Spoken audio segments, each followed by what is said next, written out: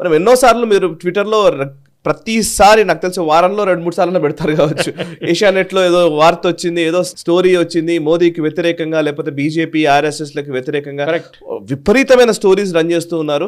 ఎవరిదా ఏషియానెట్ అని అంటే కనుక Rajeev Chandrasekhar, minister Rajeev Chandrasekhar central minister గా ఉన్నాడు. దాంట్లో share holder sir majority share holder. But ఆయన ఛానల్లోనే బీజేపీ అండ్ ఆర్ఎస్ఎస్ వ్యతిరేకమైన స్టోరీలు వస్తూనే ఉంటాయి డైలీ. ఇప్పుడు రీసెంట్ గా సింధు సూర్యకుమార్ ఎవరైతే సీనియర్ జర్నలిస్ట్, ఆవిడ ఎగ్జిక్యూటివ్ ఎడిటర్ అనుకుంటాను ఏషియానెట్ కి, కవర్ స్టోరీ అనే వీక్లీ ప్రోగ్రామ్ చేస్తున్నాం. కవర్ స్టోరీ అంటారు, కవర్ స్టోరీ. సో ఆమె కుంభమేళా గురించి మాట్లాడిన మాటల మీద ఇప్పుడు రాజీవ్ చంద్రశేఖర్ రెస్పాండ్ అయ్యాడు ట్విట్టర్లో. అది ఆశ్చర్యం ఏంటంటే రాజీవ్ చంద్రశేఖర్ రిక్వెస్టింగ్ అని అంటాడు. ఏంటిది అసలు ఈ నెక్సెస్ ఏంటి సార్? అసలు రాజీవ్ చంద్రశేఖర్ ఛానల్, అందులో యాంకర్ ఏమో విపరీతంగా కుంభమేళాను దూషిస్తూ, మా హిందువులను దూషిస్తూ మాట్లాడుతూ ఉంటది, మాక్ చేస్తూ. సో మరి రాజీవ్ చంద్రశేఖర్ ఏమో రిక్వెస్ట్ చేస్తున్నా అంటాడు. ఎవరి తప్పు? ఏం జరుగుతుంది కేరళలో? ఏషియానెట్ ఛానల్ ఏంటి అసలు? టైమ్స్ లండన్ ఒక ఓనర్, నేను పేరు గుర్తురావట్లేదు సాయి గారు, ఆయన ఒకసారి ఆయన అడిగారు, మీరు మీ ఎడిటోరియల్, ఆయన business man, owner of times London, మీరు మీ ఎడిటోరియల్ టీంతో రెగ్యులర్గా మాట్లాడతారని ఎవరు అడిగారంట ఏదో ఇంటర్వ్యూలో. ఎడిటోరియల్ టీంతో మాట్లాడను, మా అకౌంట్స్ మేనేజర్తో డైలీ మాట్లాడతానంట. అంటే డబ్బులు వచ్చిందా లేదా? అంతే. నాకు బిజినెస్, నాకు రెంట్ కట్టడానికి డబ్బులు ఉందా, నాకు శాలరీ ఇవ్వడానికి డబ్బులు ఉందా అని అనుకుంటూ. రాజీవ్ చంద్రశేఖర్ కూడా అంతే. నేను ప్యారల్గా ఎగ్జాంపుల్ చూస్తున్నాను. నేను ఇన్నిసార్లు ట్వీట్ చేస్తాను సాయి గారు, మీరు చెప్పిన డైలీ ట్వీట్ చేస్తాను. డైలీ పొద్దున్న నుంచి సాయంత్రం దాకా మోదీ గారిని తిడతారు. And Rajeev is owner of this channel. ఇప్పుడు ఏమంటారు? ఇప్పుడు అడుగుతాను, నేను ఇప్పుడు ఫస్ట్ రాజ్యసభ ఎంపీ అయినప్పుడు ఆయన కర్ణాటక నుంచి బోర్డు నుంచి రిజైన్ చేసింది, కానీ షేర్స్ ఆయన పేరు మీద ఉంది. ఆయన కూతురు sits on the board, Jupiter entertainment అని చెప్పి వాళ్ళ కంపెనీ. ఏషియానెట్లో మెజారిటీ షేర్ హోల్డర్. మిగతా అన్ని ఛానల్స్ వాళ్ళు అమ్మేశారు ఏషియానెట్ ఎవరికి? స్టార్ టీవీకి, రూపర్ట్ ముర్డాక్కి. కానీ న్యూస్ ఛానల్స్ అమ్మలేరు కదా. భారతదేశంలో ఉన్న ఒక లా ఉంది, న్యూస్ ఛానల్స్కి ఫారిన్ కంపెనీస్కి మెజారిటీ షేర్స్ ఇవ్వరు మనం. అది కూడా ఇండియన్స్ దగ్గర ఉండాలని చెప్పి రూల్ ఉంది ఒకటి, only news channels. So definite Rajeev Chandrasekhar. నేను ఎప్పుడు ట్వీట్ చేస్తున్నా ఒక్కసారి కూడా రెస్పాండ్ చేయడు సాయి గారు. అందరూ అంటారు, సురేష్ గారు ఎందుకు మీ టైం వేస్ట్ చేస్తున్నారు, ఆయన రెస్పాండ్ కాడు. ఒక్కొక్క ఎగ్జాంపుల్ తీసి చెప్తాను. మోదీ గారు చెప్పింది ఇది తప్పు, మోదీ మళ్ళీ గుజరాత్ అని చెప్పి ఇదే ఛానల్లో కమ్యూనిస్టు జిహాదీలు నింపేశారు సాయి గారు ఆ ఛానల్లో. కేరళలో అన్ని ఛానల్స్ అనుకోండి ఎక్సెప్ట్ జనం టీవీ, మిగతా అన్ని ఛానల్స్, శాటిలైట్ ఛానల్స్లో 99% కమ్యూనిస్టు జిహాదీలు ఉంటారు. పొద్దున్న లేసి మోదీ గారు తిట్టడం వీళ్ళ పని. అది మనోరమ కూడా ఉండొచ్చు, మాతృభూమి కూడా ఉండొచ్చు, మెయిన్ లైన్ డైలీస్. కానీ మోదీ గారు ఇదే మాతృభూమి, మనోరమాలు వెళ్ళి మాట్లాడతారు వాళ్ళ నేషనల్ కాన్క్లేవ్లో. నాకు అర్థం కాదు అది. బస్ సరే, మన ఏషియానెట్ గారు సింధు సూర్యకుమార్ ఎగ్జిక్యూటివ్ డైరెక్టర్, చిన్న రిపోర్టరో లేకుంటే బ్యూరో హెడో లేకుంటే డెస్క్ ఎడిటర్ కాదు సాయి గారు. She is the executive editor number 2 in the channel. ఆమె ఒక వీక్లీ ప్రోగ్రామ్ ఉంది, కవర్ స్టోరీ అని చెప్పి. ఒక 5-6 ఐటమ్లు మనం చేస్తున్నట్లనే 5-6 ఐటమ్ తీసుకొని నేషనల్ లెవెల్లో మాట్లాడుతుంది అన్నమాట. Single presenter. ఆమె నాకు చాలా న్యూస్ ఐటమ్ మాట్లాడుతూ కుంభమేళాకి వచ్చింది. కుంభమేళా గురించి మాట్లాడుతూ మనం కేరళం నంబర్ 1 లిటరేట్ స్టేట్. కానీ మన దగ్గర నుంచి కూడా చాలామంది హిందువులు కుంభమేళాకి వెళ్ళారు. దాని ఇన్ఫరెన్స్ ఏంటి సాయి గారు? చదువుకున్న వాళ్ళు కుంభమేళాకి వెళ్ళకూడదు. ఫస్ట్ ఆఫ్ ఆల్ ఈ లిటరసీ అని కొంచెం క్లియర్ చేసుకుందాం సాయి గారు. స్టేట్ని లిటరేట్ అని ఎట్లా క్వాలిఫై, ఎందుకంటే నేను కూడా కేరళ నుంచి, so I should not be bringing down the state. కానీ లిటరసీ ఎగ్జాంపుల్ చాలా ఈ డమ్కాలు కొట్టుకుంటారు వీళ్ళు, డమ్ అని కొట్టుకుంటారు. మేము లిటరేట్ గుడ్, మంచిదే. లిటరసీ అనేది as per definition of the Indian government, literacy మీ ఇంత లిటరసీ స్టేట్లో ఉందంటే ఏంటంటే ఆల్ఫబెట్స్ మీకు రావాలి, బేసిక్ ఆల్ఫబెట్స్. తెలుగులో తీసుకోండి, ఆ రావాలి మనకి, మీ పేరు మీకు రాయడానికి రావాలి. ఇది 2 చేస్తే మీరు లిటరేట్. దాని తర్వాత మీకు మ్యాథ్స్ వచ్చో సైన్స్ వచ్చో అదన్నీ అలా, అది ఏం సంబంధం లేదు. లిటరసీ అంటే ఇది. మన దగ్గర లిటరసీ అంటే ఏమనుకుంటారు, లిటరసీ. ఈ లిటరసీ సాయి గారు వీళ్ళు చేసిన ఏం పని కాదు, కమ్యూనిస్ట్ వాళ్ళు కాంగ్రెస్ వాళ్ళు చేసిన పని కాదు. ఫ్రమ్ 18th century ఆన్వర్డ్ కేరళలో ఉన్న రాజులు మహారాజాలు ఏం చేశారంటే మహిళలకి ఫ్రీ ఎడ్యుకేషన్ ఇచ్చారు, స్కూల్ నుంచి గ్రాడ్యుయేషన్ లెవెల్ దాకా. టెక్నికల్ ఇన్స్టిట్యూట్ సెటప్ చేశారు సాయి గారు 18th century బ్రిటిష్ వాళ్ళ సహాయంతో.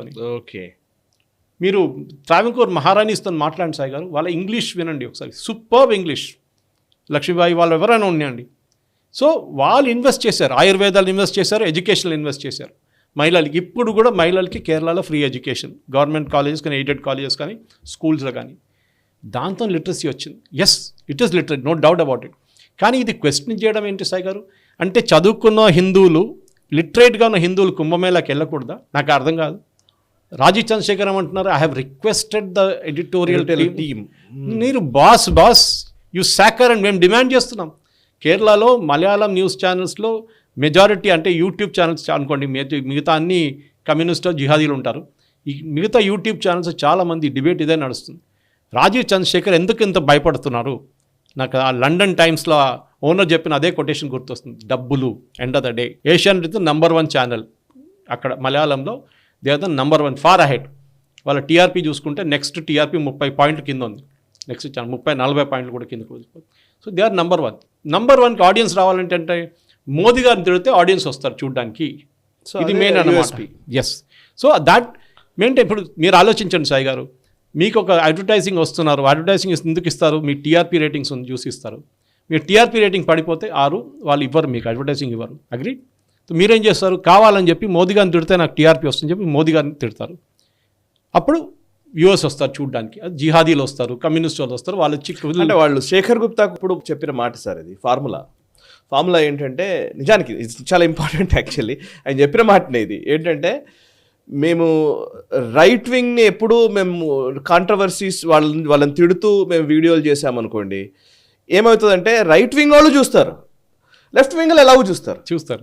సో ఇప్పుడు ఏంటంటే, అదే మీరు లెఫ్ట్ని తిడుతూ చేశారనుకోండి, లెఫ్ట్ వాళ్ళు అసలు చూడరు. వాళ్ళు ఒక్కసారి బాయ్కాట్ చేశారంటే బాయ్కాట్ అంతే.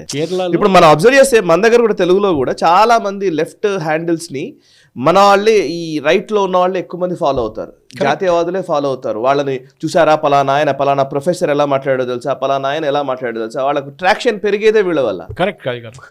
ఇన్ఫాక్ట్ కేరళలో ఈవెన్ నౌ ఏషియానెట్ని బీజేపీ అఫీషియలీ బాయ్కాట్ చేశారు. అఫీషియలీ పార్టీ రాసిచ్చారు, మా రిప్రజెంటేటివ్స్ మీ డిబేట్లో రారని చెప్పేసి. ఇప్పుడు కాదు, 2-3 సంవత్సరాల ముందు నుంచి. ఆలోచించండి, రాజీవ్ చంద్రశేఖర్ని ట్రివాండ్రంలో పోటీ చేసినప్పుడు ఓడించడానికి మేజర్ రీజన్ ఏషియానెట్. వాళ్ళ సొంత ఛానల్ని ఆయన మీద క్యాంపెయిన్ నడిపించారు.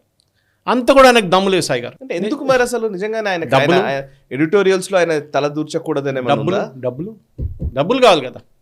ఆయన ఫస్ట్ మీకు అందరికి తెలుసు, మన అందరికి తెలుసు, not at the cost of ఆయన రిపబ్లిక్ చైర్మన్ గా ఉన్నారు, రిపబ్లిక్ ఎండీగా ఉన్నారు. అవును, ఇదివరకు జూపిటర్ క్యాపిటల్. దాని నుంచి అన్ని రాజీనామా చేసి రాజ్యసభ వచ్చినప్పుడు వెళ్ళిపోయారు.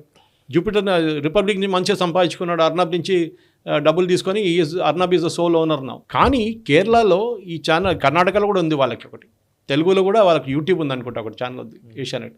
ఈ ఏషియానెట్లో అక్కడ ఉన్న ఆడియన్స్ని సర్వ్ చేయడానికి వాళ్ళ ఛానల్ మొత్తం నింపేసి వీళ్ళ జిహాదీలు కమ్యూనిస్టులు.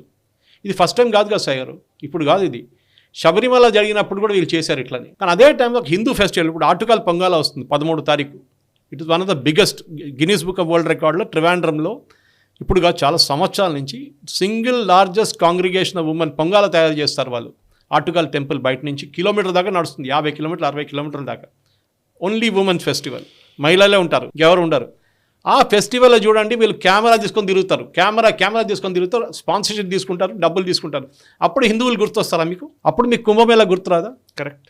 ఇది ఏంటి, మీరు ఎవరిని మాక్ చేస్తున్నారు? ఖార్గే గారు చెప్పారు, అక్కడ వెళ్ళి స్నానం చేస్తే మీకు పాపం అని అవుతుందని చెప్పి. మళ్ళీ శివకుమార్ దగ్గర అడగాలి ఉండే కదా ఏమైందని. డీకే శివకుమార్ రాహుల్ గాంధీ ఒక ట్వీట్ చేయలేదు కుంభమేళా గురించి, కానీ రంజాన్ రాగానే ఫస్ట్ డే ట్వీట్ చేసిండు. ఎందుకండి అది హిందువుల గురించి. సరే, మీరు పెద్ద ధమ్కేని కొట్టుకోకలేదు, మీరు ఒట్టిగా కుంభమేళా విష్ చేయండి అంతే చాలు.